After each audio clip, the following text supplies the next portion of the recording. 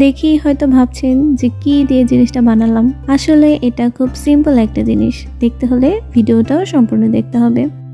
আমি এই মিররের ডিজাইনটা করেছি বাসায় থাকা পুরনো সিডি দিয়ে। এই যে সিডিটা দেখতে পাচ্ছেন, আমার বাসায় হচ্ছে এই টাইপের অনেক সিডি ছিল, আর আপনাদের বাসায় নিশ্চয়ই খুঁজলে এরকম অনেক সিডি পাবেন।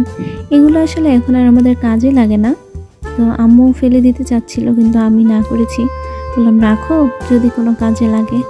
প্রথমে আমি একবার চাচ্ছিলাম যে এটার মধ্যে আমি লিপন আর্টের কিছু করব, তারপরে আবার হুট করে কি থেকে কি মনে হলো আমি গ্লাস কালার দিয়ে এটার উপর কালার করা শুরু করলাম।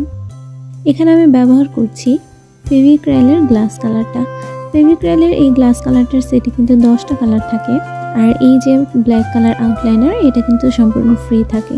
তারপরে আমি আমার মতো করে এটার উপর কালার করে যাই, মানে জাস্ট ইচ্ছা মতো। আর এই যে ভিতরের যে গ্লাস কালারগুলো, এগুলো প্রত্যেকটা কালারই খুবই সুন্দর, আমার অনেক ভালো লাগে। আর এই জন্যই মেইনলি আমি এভাবে ডিজাইন করছিলাম, যাতে করে হচ্ছে এলো পাথারে কালার করা যায়, মানে বাচ্চারা যেরকম করে আর কি, উল্টাপাল্টা আঁকে। তো আমারও মাঝে মাঝে এরকম উল্টাপাল্টা অনেক রং করতে ইচ্ছা করে, যেটাই সিডিটা দিয়ে করলাম।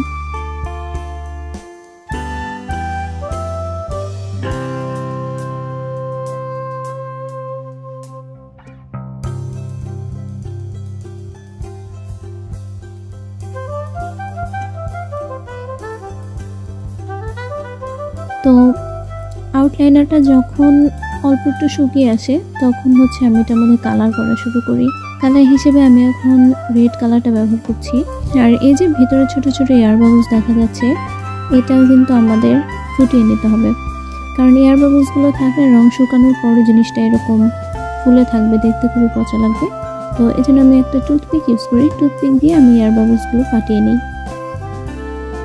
প্রথমে যদিও আমি ভিতর থেকে বাতাস বের করে নিয়েছিলাম, কিন্তু তারপরও কেন জানি না প্রত্যেকটা রঙের ভিতর থেকেই যখন আমি রং করছি তখন এরকম এয়ার বাবলস বেরোচ্ছিল। তারপর আমি ব্যবহার করি সি ব্লু কালার, এবং সি ব্লু কালারের পরে ইউজ করলাম ক্রিস্টাল গ্রিন কালার। আসলে কালারগুলো কিন্তু খুবই চোখে পড়ার মতো। আর হ্যাঁ, এই কালার বক্সটা কিন্তু আপনারা আমার পেজে পেয়ে যাবেন, আপনারা কেউ যদি কিনতে চান তাহলে ইনবক্স করবেন।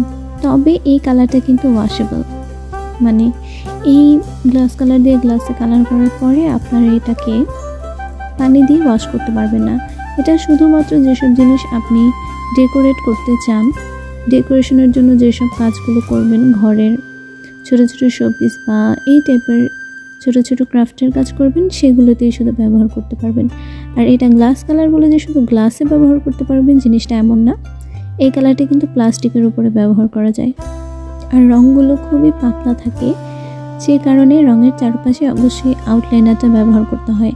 আউটলাইনার ব্যবহার না করলে হচ্ছে রঙটা ছড়িয়ে যাবে, দেখতেও সুন্দর লাগবে না।